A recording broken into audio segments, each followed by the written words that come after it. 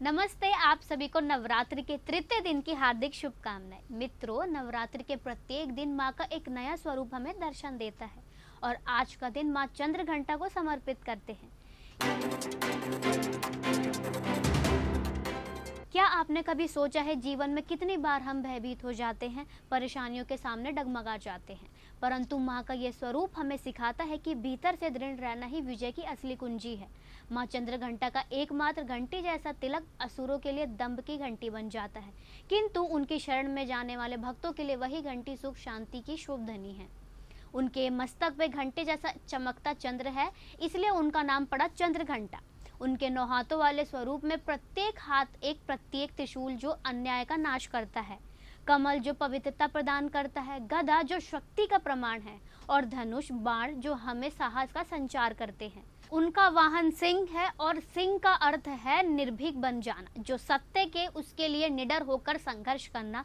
सोचिए, माँ हमें यह शिक्षा देती है कि यदि आपका हृदय पवित्र है तो आपके सामने समस्या का कोई पर्वत क्यों ना हो, आप उसे अवश्य पार कर सकते हैं। मित्रों, माँ चंद्रघंटा अपने स्वरूप के एक गहन संदेश देती है।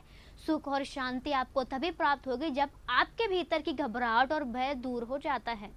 यह कितनी बार अद्भुत बात है ना।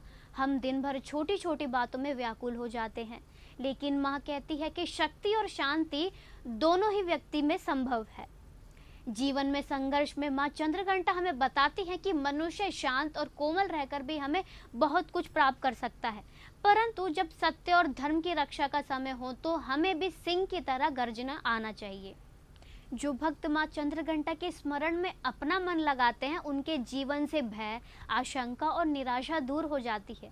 उनके हृदय में एक नई ऊर्जा का संचार होता है जो उन्हें आत्मविश्वास करना सिखाती है, और यही तो जीवन का सबसे बड़ा वरदान है। अपने अस्तित्व को समझना, साहस से जीना और शांति के साथ आगे बढ़ना। माँ अपने भक्तों को सदैव यह समझाती है कि जीवन में यदि अंधकार भी हो तो एक प्रकाश आपके भीतर अवश्य है, और जब आप उस प्रकाश को पहचान लेते हैं तब कोई भी कठिनाई आपको पराजित नहीं कर सकती।